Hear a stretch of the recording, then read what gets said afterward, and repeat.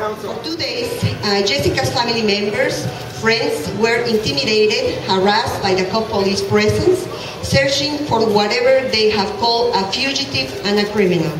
It's shameful that a law enforcement official would use the rule of law and the authority given to him by Cobb County voters to abuse that power and to create a massive manhunt for a college student, a non-criminal.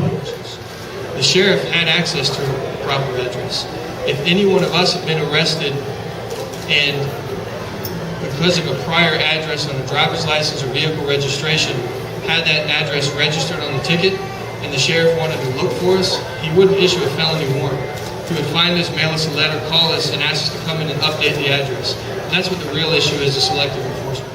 This action by the sheriff in arresting Jessica is mean-spirited and very probably illegal. Children are not political points to be gained by mean-spirited politicians. What we saw, it was a college student feeling overwhelmed and not being able to understand why they had called her a criminal.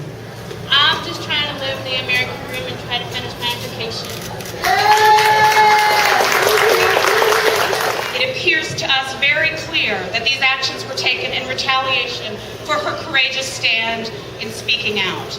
At the Southern Poverty Law Center, we're here to support her and to offer her legal representation moving forward. Jessica's story represents thousands of documented Latino workers, mothers, sons, daughters that have been targeted under the 287G agreement and processed for deportation of the minor traffic violations. We are very concerned about the pattern of the abuse of power by the Cobb County Sheriff and his department, as has been illustrated in the outrageous manner in which Jessica's case has been handled and the misplacing of the priority. The 287G program is a civil rights disaster, and we call upon the Obama administration to get rid of this program, to abolish it here in Cobb County and throughout the nation. 7,550 undocumented persons had been processed for deportation in Cobb County. President Obama, Secretary Napolitano, live by your words and your commitment to end 287G agreement here in Georgia because they are being abused. They're not being used to track down criminals. They're being used to track down people like Jessica and tearing families apart. Nothing illustrates that more than the case we're here to talk about today. What we find in practice, and what has been documented in report after report, is that this program leads to racial profiling. It distracts police from looking for people we would consider to be real criminals. It destroys families, and it undermines community trust. We are in touch with the Department of Homeland Security, Civil Rights and Civil Liberties Division, and the Department of Justice, Civil Rights Division, and asking them to look into this situation and again terminate 287G in Cobb County. Today, we are here to demand the termination of the 287G. We are here to demand immigration reform now. Thank you. What is being promised that's going to happen in Arizona is already happening in Georgia. The future of Arizona already exists in Cobb County and Gwinnett County.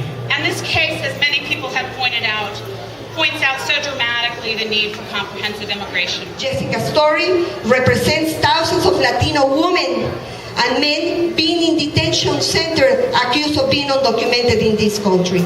32,000 persons will sleep on a detention center tonight. Jessica can't start the process for U.S. citizenship because she's not allowed to. If you come into this country in an undocumented manner or becoming legal in any way, you can never become legal. There isn't a system. There isn't a process.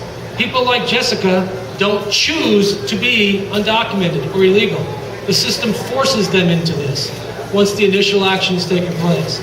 So Jessica can't become a United States citizen because the law won't allow it. Instead of saying no on immigration reform, why are they not working to move forward with a workable solution that moves us together forward as a nation and upholds our values as Americans?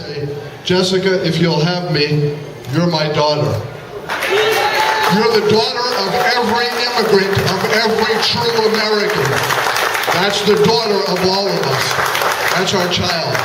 And with every breath, we have to defend our children.